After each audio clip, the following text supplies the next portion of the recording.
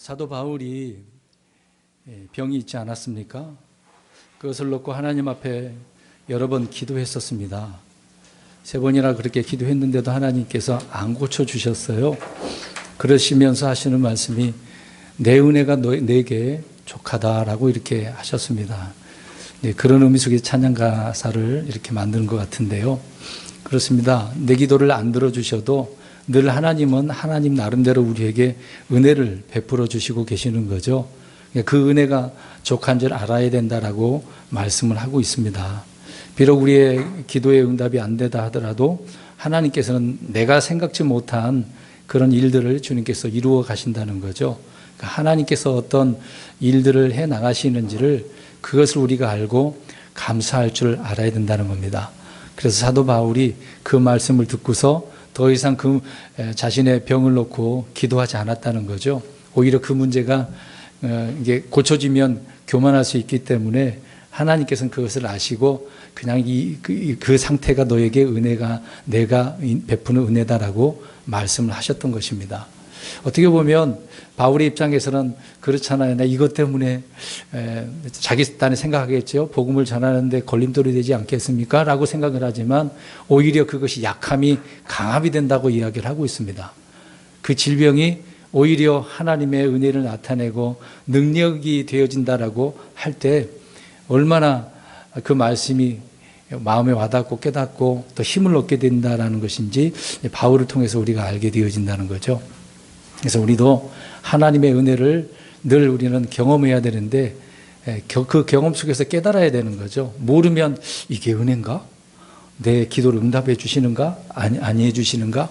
그것 때문에 고민하게 되어지는 거죠. 이제 우리는 그런 고민을 하지 마시고 늘 주님께서 은혜를 베풀어 주신다는 것을 기억하고 감사와 찬양을 할 수 있는 저와 여러분들이 되었으면 좋겠습니다. 이런 기도와 감사를 드릴 수 있는 것은 그냥 되는 게 아닙니다. 주님께서 그렇게 은혜를 주셨기 때문에 내게 주신 그 믿음에 따라 우리가 살게 되어지는 거죠. 그래서 이 믿음을 지금 여러 번 말씀을 드리고 있습니다. 항상 말씀을 드리면서 믿음을 강조하고 있는 부분이지만 지난 한 해부터 지난 한 해 마지막 12월 달부터 또 1월 달 2022년 1월 달에 계속 말씀을 드리고 있는 것입니다. 우리가 어떻게 믿음으로 살아가야 될지, 그래서 믿음의 분량이 우리의 생활 방식을 결정 지을 수 있다, 좌지우지한다라는 것을 우리는 늘 기억해야 되는 것입니다. 그래서 우리는 믿음으로 산다, 믿음으로 한다, 믿음을 통해서 그렇게 살고 무언가 한다, 그렇게 말을 하고 있는 것입니다. 우리는 그런 자들이니까 그러겠죠. 이렇게 믿음으로 사는 이유는 믿음에 따른 보상이 있기 때문이라고 우리는 말씀을 통해서 알 수 있는 거죠. 그러니까 보상이 있으니까, 그 열매가 있으니까요. 이 땅에서 받지 못하더라도 주님 앞에 서게 되어지면 그 믿음에 따른 보상이 우리에게 풍성히 주어지게 되기 때문에 그렇다는 것입니다. 그래서 우리는 이 믿음을 통해서 깨닫고 믿음을 통해서 힘을 얻고 믿음을 통해서 좋은 평판을 얻어야만 하는 것이죠. 그래서 믿음으로 산다는 것은 정말 중요한 것입니다. 이걸 무시해서는 안 됩니다. 그냥 사는 게 아닙니다. 우리는 믿음으로 사는 거죠. 믿음으로 걷고 보는 것으로 걷지 않는다는 것입니다. 또 믿음을 통해서 하나님의 의가 우리에게 임하고 율법을 굳게 세우고 성령을 약속으로 받고 은혜로 구원받고 또 담대한 마음을 가지고 하나님께 은혜의 왕자로 나가게 되지 않겠습니까? 또 믿음을 통해서 그리스도를 우리 안에 거하게 하며 또 말씀이 거한다는 의미가 되겠죠. 또 믿음을 통해서 하나님의 그 권능으로 보호받고 산다라고 사도 바울이나 베드로가 그렇게 말씀을 하고 있었던 것입니다. 이런 말씀을 통해서 늘 힘을 얻고 우리가 날마다 살아가는 것이죠. 이렇게 믿음을 통해서 이루어지는 일들이 너무도 성경에 많이 나와 있습니다. 그러니까 믿음이 중요하다는 것을 기억하셔야 되는 것이죠. 그런데 믿음이 없다라고 한다면 우리는 아무것도 아닙니다. 이 믿음 때문에 하나님께서 우리를 보시는 거지, 이 믿음이 아니면은 하나님께서 우리를 볼 필요가 없어요. 아무 의미가 없는 것입니다. 그 그리스도의 믿음을 우리에게 주신 것인데 그리스도의 믿음으로 우리가 살아가는 거 아닙니까? 내 믿음으로 살아가는 게 아니죠. 그래서 우리는 믿음이 없다라고 한다면 아무것도, 하나님 앞에 아무것도 아니다라는 것입니다. 반대로 믿음이 있다라고 한다면 우리는 모든 것을 가진 자들이고 모든 것을 할 수 있다라고 이야기를 하고 있습니다. 그래서 우리는 사도들이 구했던 것처럼 여러 번 강조하지만 우리의 믿음을 크게 하여 주옵소서, 증대케 해 주시옵소서, 이런 기도를 날마다 하셔야 되는 것이죠. 믿음이 커지고 또 믿음이 자라는 것, 이것보다 더 큰 복이 어디 있겠습니까? 하나님께서는 이 믿음을 통해서 일을 하신다고 하시는데요. 엄청난 큰 복이라고 하는 것입니다.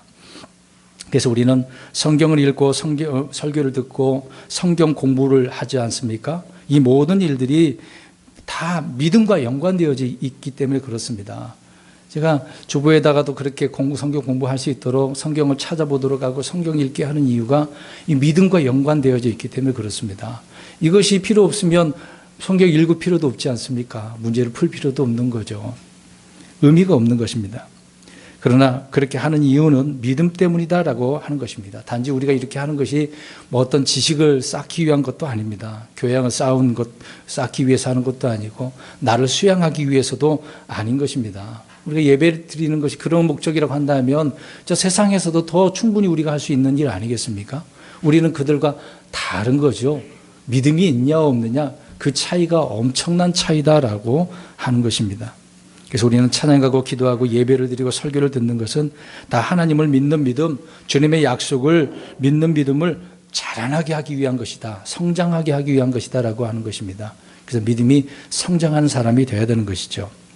모든 일은 그래서 믿음으로 시작을 해서 믿음으로 끝난다라는 것을 알 수가 있습니다. 그래서 믿음에서 믿음에 이르기까지 살아야 된다고 성경은 말씀을 하고 있는 것이죠. 주님께서는 믿음이 이룰 수 있는 능력에 대해서 또한 말씀을 하고 있습니다.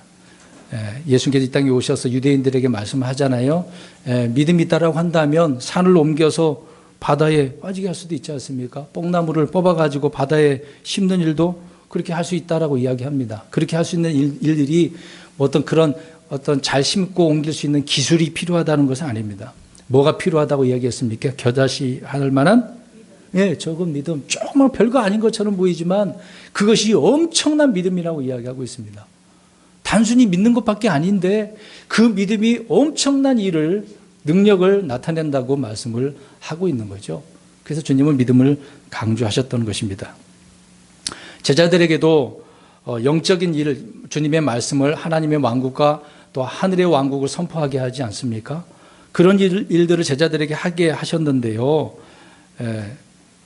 무엇을 가지고 하라고 했겠습니까? 그들에게는 어떤 능력을 줬어요. 힘을 좀, 물론 병 고치는 그 능력도 주셨죠. 근데 그건 아무것도 아닙니다. 그런 일을 할 수 있는 것이 무엇이 필요하다고 이야기하고 있습니까?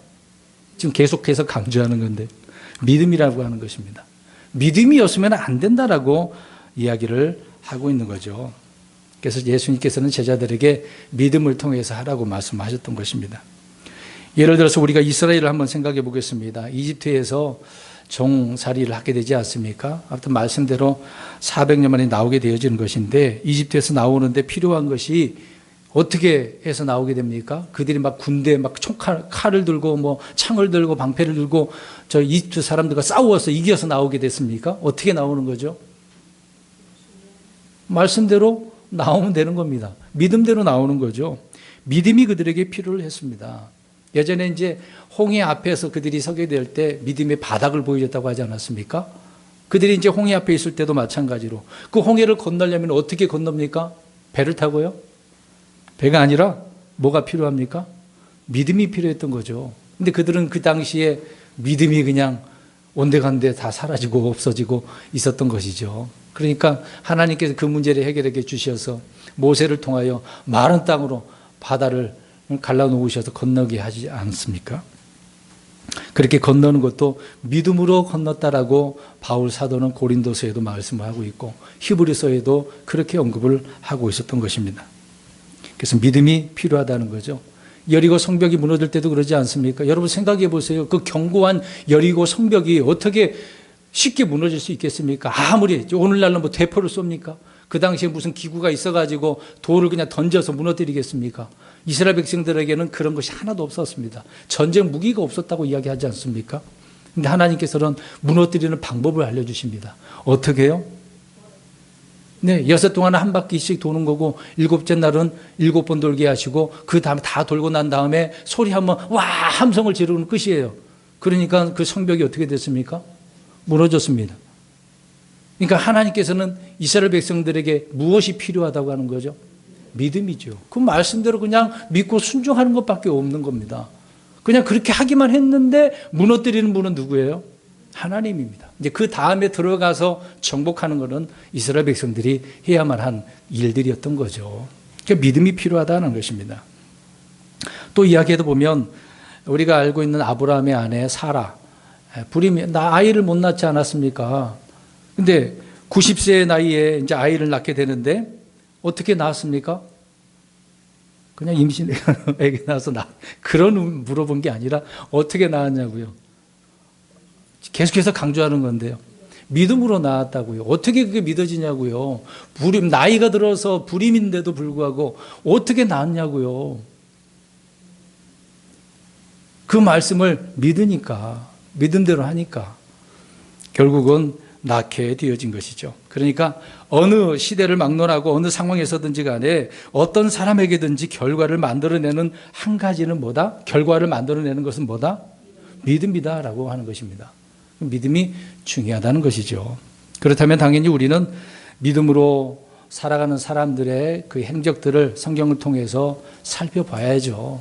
그냥 믿음 이야기하면은 사람들이 다 어리둥절합니다. 뭐 어떤 믿음을 말하는 건데 그렇게 얘기할 거 아니에요. 그래서 우리는 이렇게 믿음으로 사는 사람들을 통해서 우리 자신들을 살펴보고 그것을 교훈 삼아서 우리가 믿음으로 살아가야 되는 것입니다. 성경에 보면 대언자들이요 정말 믿음으로 살았습니다. 대언자들은 죽임을 당하는 일이 다반사였었습니다. 또 말씀을 선포하는 것이요 쉬운 일이 아니었습니다. 하나님 말씀 전하기만 하면 핍박을 받아요. 왜요? 이스라엘 백성들이 하나님 말씀보다는 우상의 교리들을 따라서 살지 않았습니까? 그런 자들에게 하나님 말씀을 전해 보십시오. 우리가 이렇게 산다는데 너희가 무슨 소리야? 뭐 하나님 뭐 어디 있어? 뭐 이런 식으로 나오지 않습니까? 이름은 하나님 이름을 언급을 하긴 하는데 우상을 놓고 그게 하나님이라고 하고 있지 않습니까? 그러니까 그들은 잘못된 거죠. 그런 자들에게 말씀을 좀 선포하는 대언자들, 돌팔매질을 얼마나 많이 당했겠어요. 그들이 유대인들을 향하여 주님의 말씀을 전할 때 얼마나 영적인 싸움뿐만 아니라 실제적인 그런 어려움을 당했겠습니까?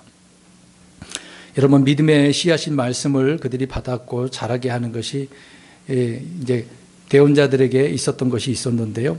오늘날 신약교회 성도들도 마찬가지로 대언자들처럼 그러한 조건입니다. 동일한 그런 상황에서 우리 말할 수 있고 살 수가 있는 것입니다. 환경이 물론 오래전 일이에요. 몇천 년 전의 일인데 성경은 왜 우리에게 이렇게 좋겠습니까?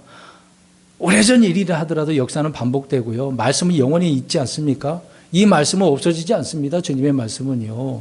이 세상이 끝나더라도 주님의 말씀은 없어지지 않습니다.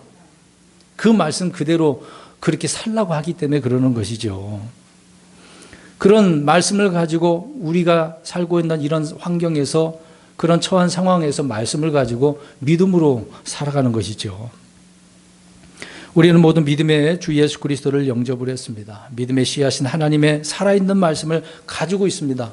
또 하나님의 선물을 주신 성령님도 우리 안에 계십니다. 그렇다면 대언자들처럼 우리도 믿음으로 살 수가 있는 거죠. 그렇게 행할 수 있습니다. 비록 어려움을 당할 수 있다 하더라도. 지금 저와 여러분들이 믿음을 지켜보십시오. 핍박 받을까요? 안 받을까요? 안 받아요? 좋은 세상 살고 계시네요. 믿음으로 살면 핍박 받습니다. 특히 믿지 않는 가정에 사시는 분들은 특히 그거를 많이 느낄 거예요. 교회에 나간다는 사실 자체만으로도 핍박의 대상이 됩니다.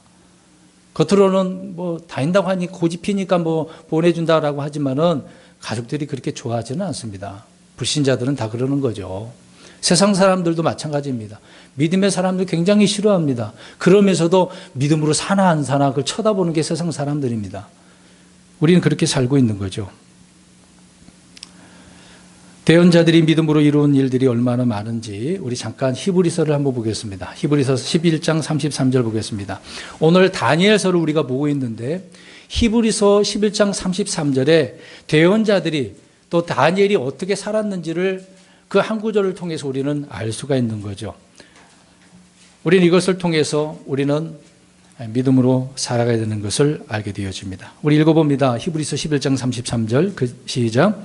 그들은 믿음을 통해 왕국들을 정복하기도 하고 의를 이루기도 하며 약속하신 것들을 얻기도 하며 사자들의 입을 막기도 하며. 아멘. 네 가지를 언급을 하고 있는데요. 그 중에 마지막 네 번째 이제 다니엘에 대한 부분이거든요. 물론 그 앞에 것도 다 예언자들이니까 다 그렇게 살았다는 것을 이해할 수가 있습니다. 오늘 히브리서 기자는요, 읽은 이 구절에 보니까 구약 성경의 모든 사건을 다 믿음의 관점에서 보면서 말씀을 하고 있습니다. 그러니까 11장, 히브리서 11장은 무슨 장이라고 이야기하죠? 믿음장.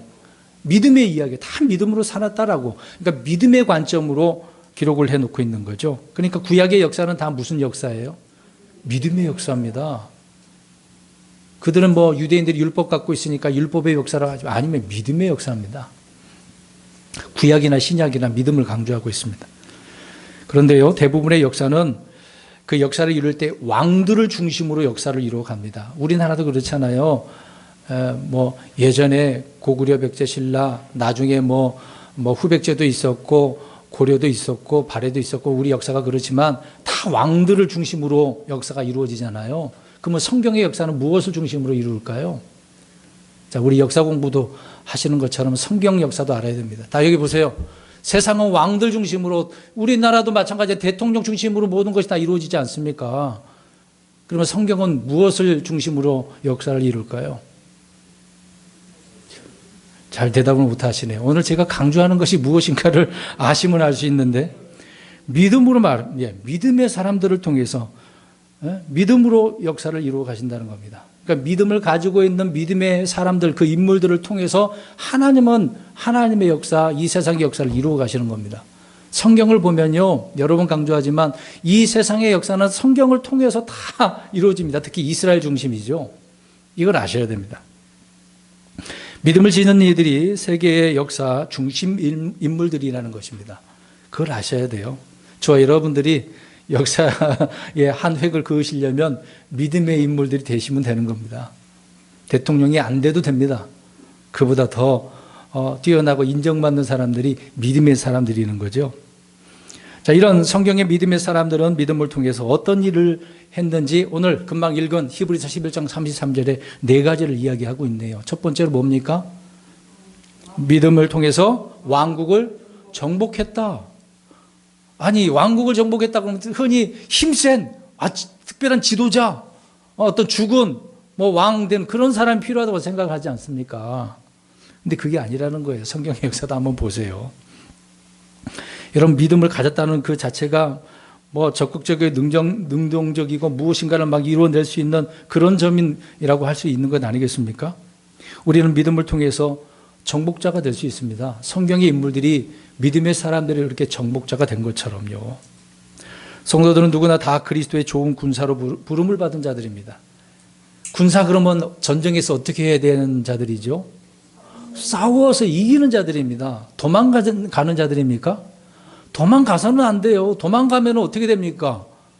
지휘자가 총으로 쏩니다. 도망가면 전쟁에서 싸워야 되는데 명령에 불복종하면 그 자리에서 사살당하는 것입니다. 이게 군대에 가면 큰 규율 중에 하나죠. 물러설 수 없는 것입니다. 우리는 주님의 군사로서 믿음의 선한 싸움을 싸워야 돼요. 그냥 싸우는 게 아닙니다. 혈과 육의 싸움이 아니라 영적인 믿음의 싸움인 거죠. 역사적으로 성경을 살펴보니까 여호수아가 가나안 땅에 들어가서 그 12지파를 이끌면서 온 지역마다 어떻게 하게 하죠? 싸우게 합니다. 그런데 어떤 지파는 안 싸우죠. 타협하죠. 그래서 문제가 되지 않습니까? 그 위에도 갈렙도 그렇고 다윗도 그렇고 계속해서 싸웁니다. 그런 것처럼 싸워야 할 적들이 있었기 때문에 그런 거잖아요. 저와 여러분도 싸워야 할 적들이 있습니까? 없습니까? 있습니다. 그러면 차지해야 될 땅, 영토도 있을까요? 없을까요? 있습니다. 우리가 그리스도의 군사라고 한다 하면 싸워야 할 적도 있고 땅도 차지할 땅도 있습니다. 그건 영적인 부분이 되겠죠. 하나님이 주신 약속의 땅을 얻기 위해서 믿음으로 싸웠던 이들은 그래서 왕국을, 가나안 땅에 있었던 왕국이 7족속이 있지 않았습니까? 그 왕국을 정복할 수 있었던 거죠. 믿음의 사람들은 무기로요, 군인들로요, 어떤 지략이 있어서 경제력이 있어서요. 성경에 보니까 하나님께서 다윗에게 뭐 지략도 다 알려주셔요. 숨었다가 복병원기잖아요. 숨었다가 오면은 네가 탁 쳐서 이겨라 그렇게 알려주시잖아요. 다 하나님이 하신 것입니다.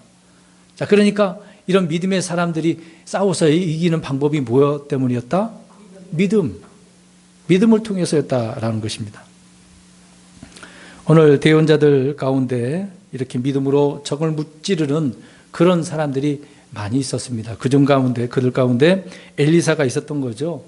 그 당시 엘리사 시대는 요르단강 오른쪽 위에 이제 시리아지 않습니까? 시리아가 늘 이제 가까우니까 늘 쳐들어오는 거죠. 시리아가 얼마나 강했습니까? 그 당시에 엄청난 권력을 가지고 있어서 영토가 확장되었던 시대였던 것이죠. 그런 시리아가 압도적인 군사력을 가지고 있었습니다. 근데 항상 쳐들어올 때마다 늘 실패를 해요. 근데 왜 우리가 이렇게 전쟁에 가기만 하면 실패하냐라고 해서 알아보니까 엘리사가 다 알려줬대요. 그래서 이 시리아에서 이제 우리나라 과거에 뭐 흑영리 있지 않습니까? 그런 특수부대를 보낸 거죠. 보내가지고 죽이라고 했는데 그게 안 되죠. 죽일 수 있겠습니까? 아무튼 그들이 그렇게 죽이려고 했음에도 불구하고 번번이 실패하고 맙니다. 근데 한 번은 시리아가 쳐들어왔습니다. 엄청난 군대가 들어왔어요. 그러니까 엘리사의 종이 이것을 보고서 벌벌벌 떱니다. 이제 우리 다 죽게 생겼다. 그래서 이제 엘리사가 답답하잖아요. 아휴, 이놈아, 눈 좀 열렸으면 쳐다보지. 그래서 눈을 열게 해줍니다. 그랬더니 시리아 군대보다 더 많은 뭐가 있어요? 그치요. 불말과 불병거가 있습니다. 하나님께서 그들 위해 보이지 않는 그 엄청난 군대를 보내주셨던 것이죠. 이것을 모르니까 벌벌벌 떠는 거예요. 그러나 믿음을 가지고 있었던 엘리사는 걱정할 것이 있습니까? 없습니까? 없어요. 눈에 보이잖아요. 하나님께서 그렇게 다 무찔러 주신다고 하는데요. 이렇게 대언자 엘리사는 믿음의 사람이었고 또 그 믿음을 통해서 이스라엘을 구원해냈으며 그들을 시리아를 정복하게 되었던 것입니다. 그런데 엘리사가 죽기 전에 또 한 번은요, 이스라엘 왕에게 믿음을 통해서 왕국을 정복할 수 있는 방법을 알려줬습니다. 그래서 어떤 옆에 있는 화살을 가지고 이거를 땅을 치라고 그랬습니다. 그래서 그 왕이 몇 번 쳤을까요? 3번 쳤어요. 그래서 엘리사가 방법을 알려줬는데 답답한 거야. 3번 치니까. 아니, 왕이시여, 5번 쳐야 되지 않겠습니까? 그러니까 딱 3번만 이겼어. 여러분, 그러니까 이걸 무엇을 이야기할까요? 이것은 무엇을 의미합니까? 승리는 믿음의 정도만큼 달라진다는 얘기입니다. 그러니까 묻지는 방법을 알려줬으니까 어떻게 해야 돼요? 땅을 치라고 그랬으니 딱 3번 치라고 한 얘기도 없었잖아요. 한 번 치라고 한 적도 없지 않습니까? 적을 이기려면 계속 공격해 오니까 이러면 막 쳐야죠. 그러니까 믿음은 그래야 돼요. 믿음의 정도에 따라 달라지는 겁니다. 그러니까 믿음이 있냐 없느냐, 그거를 제가 이렇게 강조하고 있는 거 아닙니까? 우리는 지금도 저 원수 마귀가 늘 우리를 삼키려고 하는데 무찌르려면 계속해서 싸워야 되잖아요. 근데 믿음이 아까 얘기처럼 딱 3번만 이기면 돼요? 그걸로 끝나겠습니까? 마귀는 계속해서 공격합니다. 저와 여러분들 죽기 전에, 아니면 주님 오시기 전까지 계속해서 공격하기 때문에 그렇습니다. 그러니까 승리는, 다시 말씀드립니다, 믿음의 정도만큼만 오는 겁니다. 믿음이 그 분량만큼이라는 거죠. 그렇다면 우리가 이겨야 할 적이 누구이겠습니까? 이겨야 할 적. 사탄 마귀인데 그보다 앞서서 우리가 해야 될 일이 있어요. 과거에 십자군 전쟁을 벌이고 유럽 국가가 막 제국주의 전쟁을 막 일으키는 것처럼 막 전쟁을 하는 이야기는 아닙니다. 이스라엘처럼 그렇게 하라고 하는 것은 아닙니다. 우리는 이제 그런 싸움이 아니기 때문에 그러는 거죠. 근데 우리에게는 안팎으로 싸워야 될 적이 있습니다. 예전에 말씀드린 건데요. 우리 속에서부터는 육신의 정욕이 있습니다. 밖으로는요, 뭐가 있을까요? 세상이 있습니다. 그러니까 안에는 내 육신의 문제지만 바깥에는 이 세상이라고 하는 적이 있는 것이기 때문에 그러는 거죠. 그래서 바울 사도는 고린도전서 9장 27절에 자신의 몸을 쳐서 복종시켰다라고 이야기합니다. 그러니까 늘 사도 바울도 싸워야 안 싸워요? 싸웠던 거죠. 왜 그러냐면 구원받은 자인데도 불구하고 이 육신의 문제 때문에 계속 육신의 죄들이 나온다는 얘기죠. 그러니까 나올 때마다 어떻게 해야 된다고요? 믿음으로 싸워야 돼. 복종시켜야 돼. 이놈아 너 들어가. 나오면 안 돼. 하나님 말씀 그게 아니야. 이 육신, 이 나쁜 놈들 우리는 그렇게 싸워야 된다는 얘기죠. 그래서 우리 지체를 불의의 도구로 내어주지 않기 위해서, 죄에 내어주지 않기 위해서 늘 우리는 싸워야 됩니다. 그래서 불의의 도구가 아니라 의의 도구, 의의 병기로 우리 자신을 드려야 되기 때문에 그러는 거죠. 그래서 골로새 3장 5절에 땅에 있는 너희 지체들을 죽이라 그랬습니다. 우리 이 땅에서 사니까 우리의 지체, 육신의 문제들을 죽여야 되는 거죠. 이것은 십자가의 죽음을 통해서 되는 것입니다. 십자가를 통해서 저와 여러분들은 죽었고 죽어 있는 상태죠. 그러니까 십자가의 죽음은 믿음을 통해서만 우리 속에서 강력하게 활동하고 일하게 되어지는 겁니다. 죄와 싸울 힘을 주고 육신을 이길 힘을 주는 거죠. 그래서 믿음이 없이는 싸울 수가 없는 겁니다. 그러니까 싸운다라는 것은 믿음이 있어야 싸우는 거거든요. 실제적으로 전투에 나가는 군대에서는 총이, 무기가 있어야 싸운다고 하지만 우리의 무기는 뭐라고요? 물론 말씀의 무기인데 믿음으로 나아가서 싸워야 된다고 이야기하고 있습니다. 그러니까 믿음이 없으면 늘 패배할 수밖에 없습니다. 우리가 믿음 없이 살아보세요. 세상에서 나가면 직장생활, 여러 삶을 살겠지만 늘 실패합니다. 자기는 성공했다라고 생각할 수는 있지만 주님께서 볼 때는 믿음으로 살지 않았는데 그게 어떻게 성공이라고 승리라고 할 수 있겠습니까? 또 하나는 세상이라고 말씀을 드렸는데요. 이 세상을 정복하지 못하면 우리는 노예로 삽니다. 세상에 정복돼서 세상이 하라는 대로 살아가는 거죠. 세상 사람들이 말하는 대로, 세상 사람들이 그 권력자가 하라는 대로 질질질 끌려가게 되어지는 겁니다. 지난 한 해 교회가 그러지 않았습니까? 세상 통치자들에 의해서 억압을 받는 그런 분도 있었잖아요. 물론 나름대로 잘못한 것도 있었고 잘하는 것도 있었겠죠. 여러분, 돈이 있으면 세상을 즐기고 정보자처럼 살 수 있겠다라고 생각하지만 그렇지 않습니다. 오히려 그런 것들이 걸림돌이 되고 넘어지게 만드는 것이죠. 우리에게는 믿음이 있는 걸 알겠습니까? 여러분, 세상을 향하여 달려나갔던 롯을 보세요. 저 소돔 고모라 가면 잘 살 수 있다라고 생각을 했습니다. 모든 재산을 가지고, 재산 많았잖아요. 아브라함과 다툴 만큼 그런 문제가 있지 않았습니까? 근데 가서 들어가 더 잘 살 줄 알았어. 근데 어떻게 됐습니까? 전쟁이 나가지고. 왜? 다 빼앗기고. 물론 아브라함을 통해 다시 가져왔지만. 근데 그것이 끝이 아니잖아요. 그 다음에 위에서 불이 내려와가지고 황불이 내려왔지 않습니까? 어떻게 됐어요? 하나도 못 건졌어. 하나도. 유황불로 인해서 다 타서 없어지게 된 것입니다. 사람들 죽었지 않습니까? 그러니까 세상을 이길 수 없는 거죠. 믿음이 없으면. 그래서 세상과 친구가 되지 말라고 합니다. 그런데 세상과 친구가 되어지면 그런 교회와 성도들이 어떻게 됩니까? 성경의 표현대로 소금이 맛을 잃으면 어떻게 되죠? 그냥 버리 받는. 소금은 무엇을 내야 돼요? 짠맛이 나야 돼요. 소금에서 단맛은 나는 건 아니지 않습니까? 소금은 짠맛이 나야 돼요. 그 맛을 잃어버려서는 안 된다고 이야기하고 있는 겁니다. 그러니까 믿음을 잃어버리면 그렇게 된다는 얘기가 되는 거죠. 바울이 세상을 이기는 방법을 알려주었습니다. 말씀드린 것처럼 갈라디아서 6장 14절에 그리스도로 말미암아 세상이 나에 대하여 십자가에 못 박혔고 나 또한 세상에 그러하니라. 육신의 문제도 못 박았는데 세상도 그렇게 못 박아버리라고 이야기하고 있네요. 세상의 그 많은 화려함도 무엇처럼 여겼다고 했습니까? 배설물, 똥처럼 여겼다. 대단한 사람입니다. 우리가 그렇게 해야 되는 거죠. 근데 이런 세상을 보기 싫다고 저 산속으로 가면 돼요, 안 돼요? 안 돼요. 여러분, 나는 자연인이다. 그거 보면은, 야, 나도 저는 자연에 살고 싶다. 여기서 그렇게 살 수 있는 분 손 들어보세요. 한 달은? 길게 버티면 1년은 버틸 수 있을 것 같아요. 근데 못 살아요. 세상에 이 도시 생활을 하시는 분들은 힘듭니다. 다 포기하고 가야 되는데 어떻게 살겠습니까? 힘들죠. 우리는 세상과 동화되어서는 안 된다는 것입니다. 세상을 우리가 그렇게 받아들이게 되어지면 우리의 믿음은 금방 사라질 수밖에 없습니다. 하나님 안 보고 저 세상 보니까 그러겠죠. 여러분, 세상을 이기는 것은 세상에서 나올 수 있을까요, 없을까요? 자, 보세요. 세상을 이기는 것은 세상에서 나와요? 안 나온다니까요.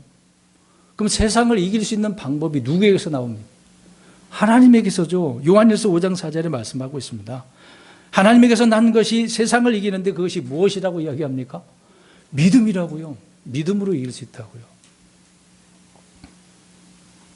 그래서 대언자들이 믿음을 통해 왕국을 정복을 했듯이 저와 여러분은 믿음을 통해 안으로나 바깥으로 육신의 문제라든지 세상을 정복할 수가 있는 것입니다. 이렇게 대언자들이 보여줬어요. 오늘 다니엘도 그러지 않습니까?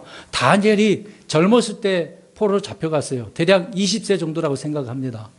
그러면 느부갓네살 이제 바벨론이 망하기 전까지, 망할 때가 언제냐면은 5장을 보시면 알 수 있어요. 35장 다리오가 60세쯤 되고 그 전에 5장 12절도 보면 알 수가 있습니다. 아무튼 시간이 65년이 흘렀습니다. 메데 페르시, 그러니까 바벨론이 망하고 메데 페르시아가 오게 되지 않습니까? 그 기간이 65년 정도 됐거든요. 그러면은 다니엘서 5장 12절까지를 보면은요, 거기까지가 다니엘이 몇 세였냐면은 88세였습니다. 그러니까 대략 20세에서 가가지고 88세였으니까 몇 년을 거기서 더 살고 있었던 거죠. 88에서 20 빼봐요. 68세. 오랫동안 살았습니다. 그 기간 동안 여전히 바울은 어떻게 하고 있어요? 왕국이 바뀌었잖아요. 근데 바뀌었는데도 불구하고 어느 자리에 있습니까? 왜? 많은 치리자들 위에 최고로 높은 자리에 있지 않습니까? 오늘 다리오도 또 세워주지 않아요. 물론 중간에 멈췄다가 다시 세워준 바가 있습니다. 그러면 6장에 와서 다리오가 통치할 때쯤 다니엘은 몇 살 정도 됐을 것 같아요? 88세에서 2년을 더해보세요. 90세가량 됩니다. 역사적으로 따져보면 그렇습니다. 그러니까 다니엘이 젊었을 때 포로로 잡혀가지고 오랜 기간 동안에 그렇게 저 이방 땅에서 믿음으로 살고 있었습니다. 그 왕국이 바뀌었는데도 불구하고 하나님께서 세워주셔서요, 위대한 자리에 있어서 쓰임을 받지 않습니까? 그럼에도 불구하고 늘 마음은 어디에 있어요? 저 가나안 땅, 물론 하나님께 있죠.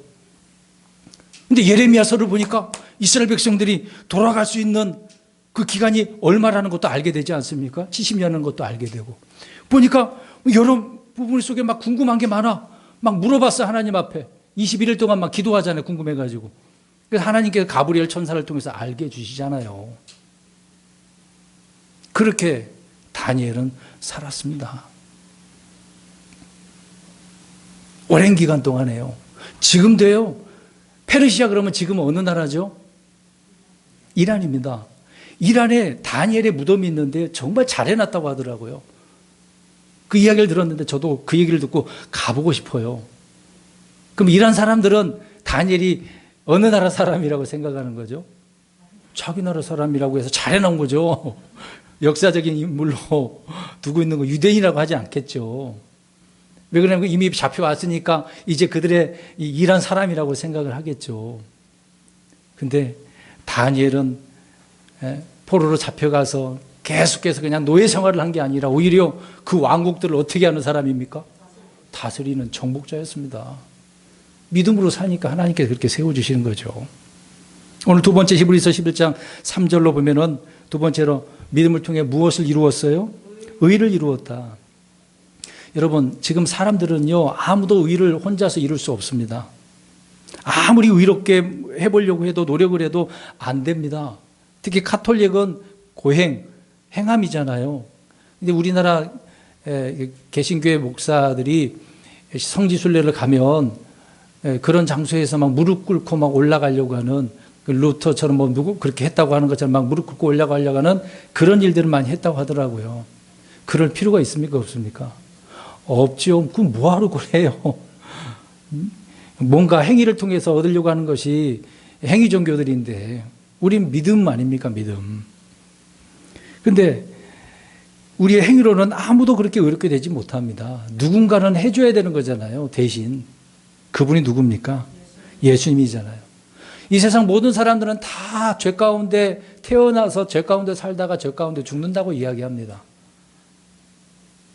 그게 사람의 상태잖아요. 본질이고.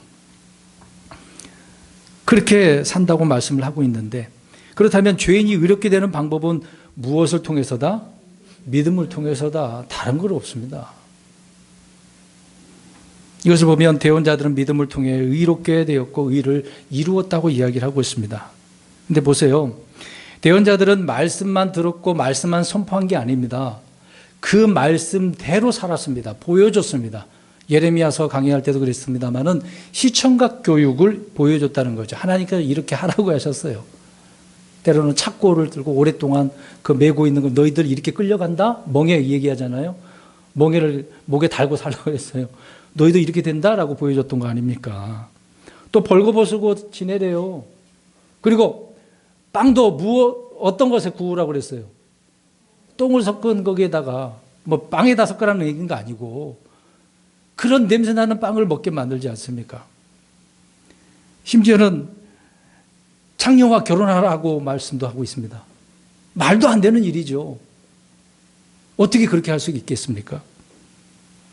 그러니까 대언자들은요, 하나님 말씀만 선포한 게 아닙니다. 그 의를 이루기 위해서 믿음으로 어떻게 한 거예요? 순종한 거죠. 행위를 통해서 의를 드러냈다. 그 얘기를 하고 있는 겁니다. 그러니까 믿음을 통해 의를 이루었다라고 합니다. 그러니까 의롭게 된 게 아니고 뭔가 한 게 아니라 이루었다라고 이야기하는 거예요. 난 그냥 순종한 것밖에 없는데 그것이 의가 드러났다고 하는 거죠. 이루었다라고 말을 하고 있는 겁니다. 우리도 그렇게 해야 되는 거죠. 야고보서 2장 22절을 보면 그 내용을 알 수가 있습니다. 믿음으로 의롭게 된 사람들은 믿음의 행위로 열매를 맺고 빛을 발하고 맛을 내고 향기를 맡게 했던 것이죠. 그리스도의 향기가 나와야 되는 거 아닙니까? 어디 가서든 야, 너 정말 예수 믿는 사람이구나. 좋은 냄새가 나야 되는데 아유, 저놈 교회 다닌다고 하더지만 맨날 저 모양 저 꼴이야. 이런 말 들으면 부끄럽지 않으세요? 안 들어보셨죠? 그러면 다행입니다. 그런 말 들어보신 분들은 창피할 거예요, 정말로. 아무튼 대언자들은 믿음을 통해 의를 이루었다. 세 번째는 뭐라고 이야기합니까? 믿음을 통해 무엇을 얻었어요? 약속을요, 약속을. 하나님께서는요, 하나님의 약속들은 믿음으로만 받을 수 있어요. 믿으면 그 약속들을 받는데요. 근데 우리가 흔히 사람들끼리 무엇을 요구하려고 한다면 뭘 보여줘야 돼. 뭐죠? 돈을 받으려면 뭘 보여줍니까? 뭐 계약서 서류나 담보물이나 뭘 증명서를 보여줘야 되잖아요. 영수증이라든가. 어디 가서 찾으라고 그런 다음에 그냥 가면 찾을 수 있습니까?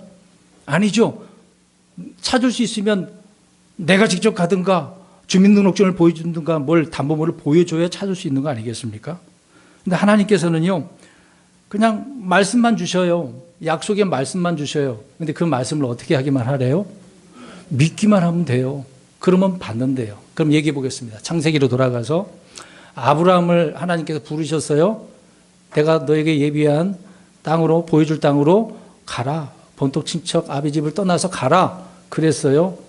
이제 말씀을 주셨어요. 말씀으로 약속했어요, 안 했어요? 했어요. 근데 아브라함은 그 말씀을 어떻게 했습니까? 믿었습니다. 믿고 갔잖아요. 그래서 말씀을 약속으로 받았어요. 땅을 받았어요? 말씀을 받았어요? 말씀을 받았어요. 약속을 받은 거예요. 아브라함은요, 땅 한 평도 안 받았다니까요. 가나안 땅 보여줄 땅으로 가라고 했을 뿐이에요. 그걸 누구에게 준다고 그랬습니까? 네 후손에게, 그 씨에게. 근데 그 씨가 누구라고 얘기해요? 우리 예수님. 눈에 보이는 가나안 땅이지만 이걸 지금으로 영적인 표현한다면 예수님을 통해서 이것을 주신다는 그런 의미가 되는 것이죠. 그래서 지금은 예수님을 통해서 우리는 다 약속을 받게 되어지는 겁니다. 그러니까 믿음, 말씀하셨으면 믿으라는 이야기예요. 믿으라. 근데 이것을 약속들을 받았으면 어떻게 해야 돼요? 자, 너가 100세의 아들을 낳게 된다라고 한다면 말씀을 받았어. 처음에는 좀 의심했지만 어떻게 해야 돼요? 100살까지? 기다려야죠. 믿었으면 기다려야죠. 인내하면서 기다려야죠. 중간에 포기해서는 안 되는 거잖아요. 의심해서는 안 되지 않습니까? 의심해도 주님 제가 잘못 생각했네요. 기다리겠습니다. 그래야 되잖아요. 그러면 주님께서 정하신 때에 그 약속을 어떻게 합니까? 받는 거죠. 때를 정하시는 분이 누구예요? 하나님이신데요. 때를 정하시는 분은 하나님입니다. 저와 여러분들이 기도를 했습니다마는 기도 응답은 하나님께서 때에 맞게 주시는 거거든요. 안 줄 수도 있어요. 아까 바울도 고쳐달라고 했는데 고쳐줬어요? 안 고쳐줬어요? 안 고쳐줬다고요. 받을 것도 있을 수도 있고 그렇지 못할 것도 있습니다. 근데 그것도 다 주님의 때에 맞게 받는 것 아니죠? 받는 거 아니겠습니까? 마지막 네 번째로 보겠습니다.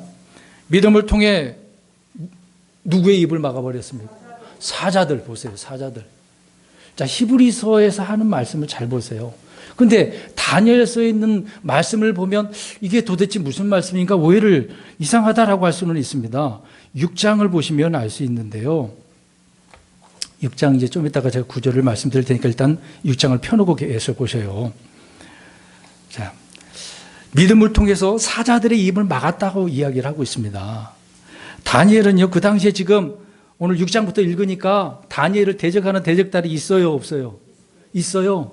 다니엘을 어떻게든 저를 이제 죽이려고 어떤 음모를 꾸며가지고 내려오려고 끌어내리려고 하지 않았습니까? 근데 보니까 다니엘을 꼬투리를 잡을 수 있는 게 없어요. 근데 다니엘이 항상 하는 게 있네. 무엇을 하고 있었습니까? 오늘 내용이 보니까 나오잖아요. 근데 오늘 제목을 제가 정해 놨습니다. 뭐 어떻게 해요? 전에 하던 대로. 그러니까 늘 하던 대로 하루 3번 어떻게 했습니까? 기도만 했나요? 잘 보세요. 10절을 보세요. 10절을. 무릎을 꿇고 기도하면서 하나님 앞에 감사를 드렸어요. 뭔 감사를 드렸는지 모르지만 늘 감사했어요. 하루 3번? 이걸 보니까 그들에게는 머리가 다 돌아가죠. 그래? 이놈은 하나님을 하나님 앞에 기도하니까 자기들 나름대로 조서를 만들어가지고 이런 일을 못하도록 하게 하지 않습니까? 그러니까 다니엘은 이들이 만들어 놓은 조서대로 들었으니까 알겠죠. 그럼에도 불구하고 사자굴에 들어간다는 사실도 알면서도 늘 하던 대로 하루에 3번씩 예루살렘을 향해서 기도합니다. 감사를 합니다. 사자굴에 던져진다는 사실도 알고 있는데요. 그런데도 말이죠. 여러분 어떻습니까? 우리가 어떤 형편에 어려움이 오게 되어진다라고 할 때 하던 일을 어떻게 할까요? 멈춰버리잖아요. 교회 나오는 것도 멈춰버리고 기도하는 것도 말씀 있는 것도 그냥 던져버리죠. 안 해. 쳐다도 안 봐. 왜요? 지금 누구한테 화난 거예요? 누구한테 화났냐고요? 왜 하나님 앞에 화났을까요? 내 기도를 안 들어주시니까. 내가 원하는 대로 안 해주시니까. 하나님한테 화나가지고 안 해. 내 교회 안 가. 막 그래요. 애기들처럼. 밥 안 먹어. 그러죠? 네? 하나님한테 화나서 그래요. 잘못되고 화나죠? 네. 그래서는 안 되는 것이죠. 다니엘은요, 지금 말씀드린 것처럼 다리오가 세울 때는 다니엘이 60세가량 됐습니다. 그러니까 늘 하던 대로 했으면은 몇 년을 하고 있는 거죠? 포로 잡혀온 이후로? 90에서 20을 빼요. 70년 동안. 늘 하던 대로 하고 있었던 것입니다. 성경은 정확하게 기록을 해 거짓말로 꾸며놓은 게 아닙니다. 그냥 평소에 하던 대로 그러니까 습관적으로 종교 행위로 생각하지만 아니에요. 성경을 지금 오늘 히브리서 11장에 말하고 있지 않습니까? 어떻게 그렇게 한 거죠? 믿음으로 했다고요. 믿음으로. 그러니까 믿음이 없으면 그것도 못해요. 하다가 말지. 예? 지금 문답하라고 하고 성경 읽으라고 했는데 초반에는 했는데 시간 지나가 보면은 못하다가 미루어지다가 안 해버리죠. 작년처럼. 예? 사자굴이 결코 다니엘의 기도를 막을 수 없었던 거죠. 결국은 다니엘이 어떻게 됐습니까? 사자굴에 들어갔어요? 안 들어갔어요? 들어갔어요. 자 보세요. 늘 하던 대로 믿음을 지켰잖아요. 믿음으로 했잖아요. 그랬는데도 어려움이 비껴가지 않고 왔어요. 이럴 땐 사람들은 다 원망할 거 아닙니까? 그러니까 세상은 좋아해요. 야, 이제 우리가 이겼다. 그러니까 이 잘못된 통치자들이 어떻게 생각했겠어요? 다니엘이 사자굴에 들어갔으니까. 이야, 잘 됐다. 이제 내일이면 사자밥이 다 그냥 뼈도 못 치르게 됐으니까, 이야, 막 속으로 좋아했겠죠. 웬걸? 그런 상황인데도 불구하고 다니엘이 사자밥이 됐어요? 안 됐어요. 사자굴에 던져졌지만 하나님께서 주의 천사를 보내셔서 사자들의 입을 어떻게 하셨대요? 자, 6장 22절 보세요. 아까 제가 말씀드렸던 구절입니다. 22절을 보세요. 우리 17절까지 읽었습니다만 22절 읽겠습니다. 시작. 내 하나님께서 자신의 천사를 보내서 사자들의 입을 막으셨으므로 사자들이 나를 해치지 못하였사오니 이는 그분 앞에서 무죄함이 내 안에서 발견되었기 때문이다. 오 왕이요, 왕 앞에서도 내가 아무 애를 끼치지 아니하였나이다. 아니라 다니엘이 살아나서 왕에게 이야기해 주고 있잖아요. 경험한 거죠.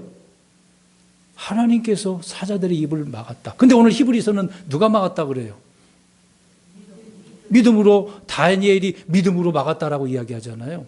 근데 그게 아니라고 이야기를 하고 있습니다. 성경은 왜 이렇게 이야기를 했는지를 아셔야 되는 거죠. 믿음을 통해서 막았다라고 이야기하고 있는 겁니다. 그게 성경 기록의 방식이거든요. 믿음을 통해서. 그러면 믿음이 없었으면 되겠습니까? 그냥 사자밥이 되는 거죠. 믿음을 통해서 하는 일은 사실 하나님이 하시는 일입니다. 저와 여러분들이 하는 건 없습니다. 다니엘도 그렇잖아요. 그냥 들어갔어요. 그들의 모함에 들어갔어요. 끝날 수도 있는 거잖아요. 근데 그 다음에 하나님께서 계속해서 하시잖아요.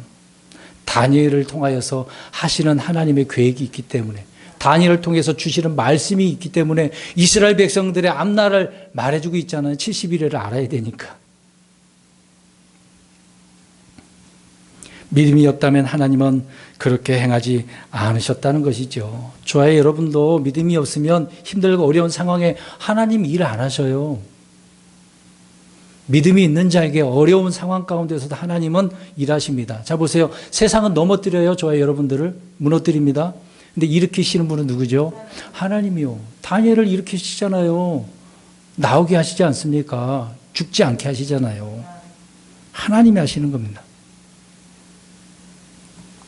우리 역시 다니엘처럼 믿음을 통해 사자들의 입을 막아야 하는 것입니다. 어떻게 막아요? 믿음으로요. 울부짖는 사자들처럼 늘 노려보고 있다고 이야기하고 있습니다. 그럼 사자가 지금 어떻게 하려고 하는 거죠? 우리를 삼키려고, 어떻게든 잡아먹으려고. 그럼 사자들이 입 벌리고 있어요. 저의 여러분들을. 그 입을 어떻게 하라고요? 믿음으로 막아야 된다고요. 믿음으로 막는 겁니다. 힘이 세가지고 다윗처럼 사자 입을 찢고 곰의 발바닥을 찢고 그래요? 지금 영적 싸움입니다. 믿음으로 그렇게 해야 되는 거죠. 자, 마귀는 계속해서 공격하는데요. 입을 벌려서 늘 우리에게 막 신성모독하게 하고 비난하게 하고 욕설도 하고 불평과 불신과 시기심을 온갖 이런 더러운 것들로 막 자극하는 말로 우리를 유혹합니다. 우리 속에 막 그런 것들이 나올 때도 많잖아요. 가룟 유다에게 예수님의 팔 생각을 불어 넣어준 것처럼 자꾸 여러 생각을 막 심어준다니까요. 자기의 말을 우리 안에다가 막 씨를 뿌린단 말입니다. 네, 그렇게 하고 있다고요. 지금도 거짓 고소를 해요. 자기 입을 벌려서 욥을 하나님께 가가지고 보세요 이거 넘어뜨리면, 저 생명을 취하면, 뭐 어려움을 주면 하나님 안 섬길 겁니다. 욕할 겁니다. 이렇게 고소한다고요. 그러니까 그 고소하는 입을 닫게 하려면 어떻게 해요? 믿음으로. 믿음밖에 없습니다. 그 마귀의 입을 막는 방법은 믿음을 통해서요. 그것이 다니엘을 통해서 지금 우리가 배우는 거죠. 물론 성경은 주의 천사를 통해서 막았다고 하는데 믿음이 있으니까 하나님께서 그렇게 하신 거다, 그 얘기를 말씀드리고 있는 겁니다. 그러니까 사자의 입을 막게 한 뿐더러 반대로 우리의 입은 어떻게 될까요? 그러면 닫아야 될까요? 열어야 될까요? 열어야 되겠죠. 사자의 배 그 큰 입은 닫게 만들면서 저와 여러분들의 입은 크게 열으셔야 돼요. 뭘 받고 싶으면, 먹고 싶으면 하나님 앞에 기도해야 되는데 어떻게 해요? 크게 벌려서 달라고 기도해야죠. 하나님 좀 다 주세요. 이렇게 하지 마시고 크게 하나님 저한 주세요. 이렇게 벌리세요. 성경의 시편에 보면 입을 크게 열라고 했어요. 제 말이 아닙니다. 이거 제가 지어낸 말이 아니에요. 성경이 그렇게 말씀하고 있습니다. 시편 58편 6절에 또 이렇게 말합니다. 그들의 입에서 이빨을 부러뜨려 주십시오. 이런 말도. 다윗이 싸워서 악한 자들의 입을 그렇게 부러뜨리죠. 아무튼 우리의 입을 크게 열어서 주님을 증언하고 믿음을 통해 의의를 드러내셔야 되는 것입니다. 진정한 믿음과 참된 믿음은요, 하나님이 그래서 내 안에서 믿음을 통해 말씀이 섞여가지고 일하게 하시도록 해야 돼요. 나를 위해서 주님께서 일하신다는데 저와 여러분 일할 필요도 없지 않습니까? 주님이 하시지 않습니까?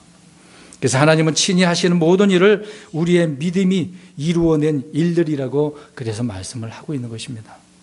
그래서 히브리서가 아주 중요한 말씀이라는 것을 알 수가 있는 거죠. 여러분, 지금도 우리 주변에는 이런 사자들 뿐만 아니라 양의 탈을 쓴 늑대들도 있고요, 뱀들도 있고요, 개들도 있고요, 돼지들도 있습니다. 돼지는 항상 어디에 뒹굴다고 그러죠? 진창 속에서 막 뒹굴고 있는 거예요. 자, 하늘에 나는 새들은 어떻습니까? 받은 말씀을 어떻게 하죠? 새들은 빼앗아 가잖아요. 말씀을 빼앗아 간단 말입니다. 그렇게 늘 빼앗아 가려고 쳐다보고 있는 거죠. 높이 나는 새가 항상 그렇게 조그만 것도 본다고 하지 않습니까? 이런 매나 독수리는 시력이 굉장히 좋습니다. 수십 킬로까지 막 본다고 하지 않습니까? 그런 눈으로 노려보고 있다는 것을 잊지 마셔야 돼요. 그렇다면 우리가 믿음으로 자신을 지키는 것 외에 다른 방법은 없습니다. 믿음밖에 없는 거죠. 오늘 다니엘의 대적들이 다니엘을 이길 수 없었듯이 주님께서 우리를 위하시면 누구도 우리를 대적할 수가 없습니다. 믿음의 사람들을 대적할 수 없다니까요. 믿음을 통해서 산다면 우리는 바울이 외친 것처럼 주가 우리를 위하시면 누가 우리를 대적하리요? 누가 우리를 고소하리요? 이런 말씀을 고백하게 되어지는 것입니다. 그 누구도 우리를 정죄할 수 없어요. 결론적으로 말씀드립니다. 믿음을 통해서 우리는 마귀의 대적, 고속, 정죄하는 그 입을 틀어막고 승리를 선언하는 것입니다. 이번 한 해가 그런 한 해가 믿음을 통해서 드러나기를 간절히 바랍니다. 다니엘은 이렇게 포로로 잡혀갔으나 오히려 왕국들을 정복하게 되고 의를 이루었고 약속들을 받게 되어지고 또 사자들의 입을 막을 수 있었다는 거죠. 다 이것이 믿음으로 한 일이었다. 죽을 수도 있는 그런 상황이지만 늘 하던 대로 이렇게 기도와 감사할 수 있었던 것은 믿음이 있었고 믿음대로 살았기 때문에 그렇습니다. 우리는 변치 않는 이런 믿음으로 주님을 온전히 섬기는 저와 여러분들이 되시기를 주님의 이름으로 축원합니다. 아멘. 기도하겠습니다.